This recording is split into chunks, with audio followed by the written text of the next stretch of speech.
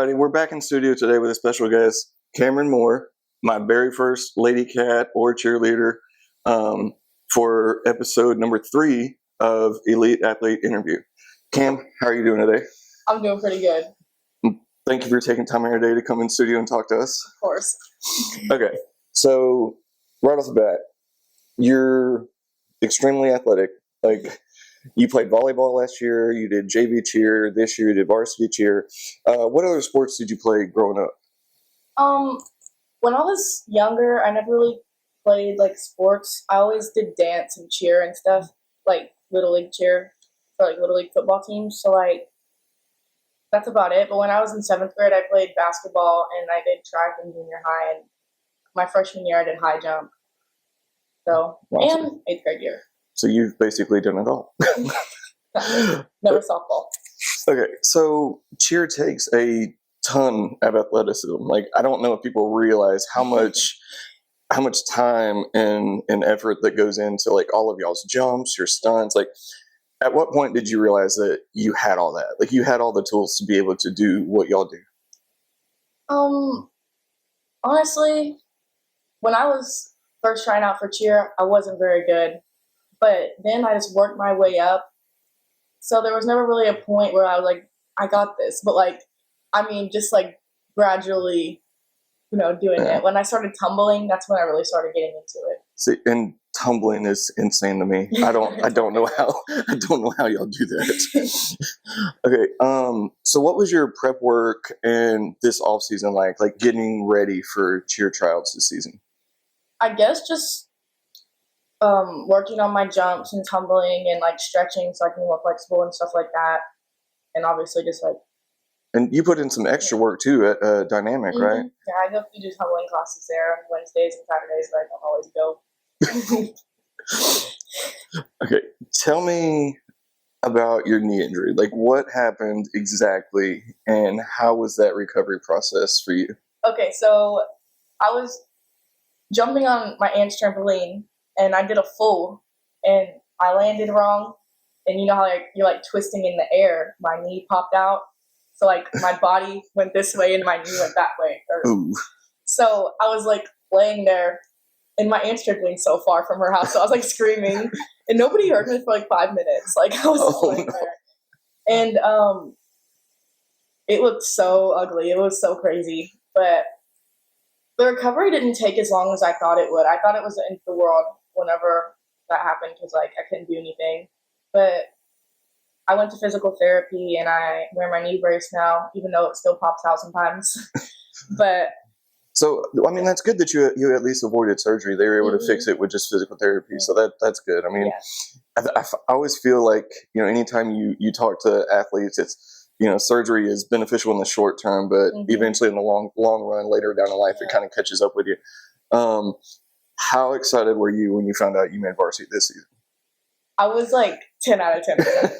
Like, I was nervous at first, even though like I nailed my tryout and everything. But I was just like, I don't know. You always get nervous whenever it's something you really want and you're just like scared. Yeah. But I was really excited. I was like jumping up and down. I went to Minchie's after that. You celebrated at Minchie's. It's the only way to do it. All right. Tell me how nervous you were in front of that big crowd, that very first home game at Splendora Stadium. Let me just say that I forgot a lot of cheers that night. There was a lot going on. It was kind of overwhelming, but I've always wanted to cheer in front of all the people for varsity football games because, like, JV football games, like, not everybody comes to those, but, like, the homecoming game and stuff like that, the stands were so full, and it was so fun. It was, like, just the lights, like, shining in my face. Like, I was just, like, felt, like, magical. It was really fun.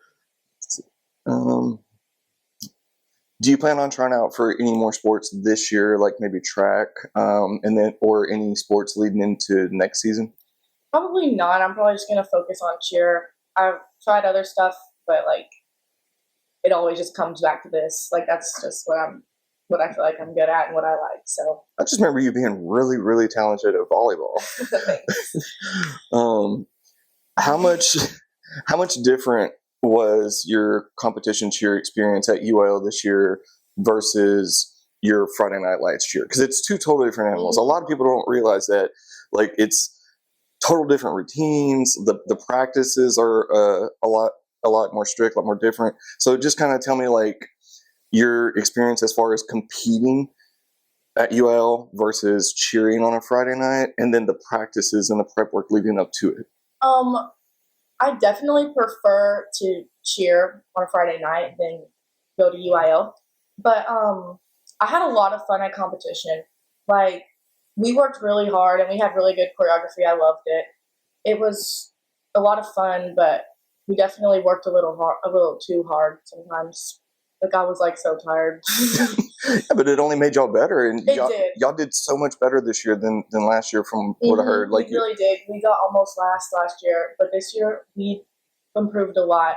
I definitely left a lot of practices mad because our stunts wouldn't hit or something else. People, like, I would, Yeah. But at the end of the day, I love my team and we all have a special connection. So seems like Coach Whaley is really building something special over there with you guys. What did you get more nervous for, Friday Night Lights or the competition? Definitely the competition. I was like, me and Megan Glass were like pep talking each other before we went on. We were just like, we got this. Like, we're going to win. But we didn't win, but we still did a lot better. But like, I'll never forget that. We were just like back and forth, like, we got this. Like, it was so fun.